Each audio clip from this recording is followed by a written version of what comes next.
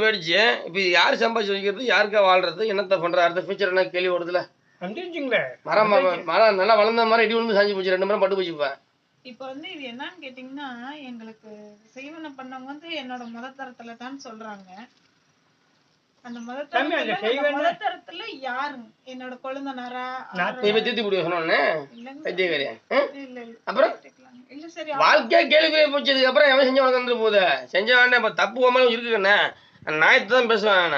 தப்பு நடந்து போச்சு, தவறு போய் மன்னிப்பு செய்துட்டு அது என்ன பண்ணும் பண்ணிட்டு பாவத்தை கழிச்சு விட்டு நம்ம பிழப்பு இதுக்கப்புறம் வாழ்ற வாழ்க்கை தான் போச்சு. இது மாதிரி தெரிஞ்சுக்கிட்டு போய் அவனை போய் நீ குத்தி விடுவியா, அழிச்சு விடுவியா, தீர்த்து விடுவியா சொல்லு. என்ன இந்த அளவுக்கு அழிச்சுட்டாங்களா, அவங்கள ஒண்ணுமே பண்ண மாட்டாங்களா?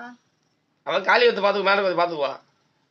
நான் யாருக்கு என்ன பாவம் இப்ப யோசிக்கணும் இல்லையா? பண்ணி வச்சாங்க கல்யாணம், நான் ஓடி கூட போகலையே. எல்லாம் பண்ணாங்க.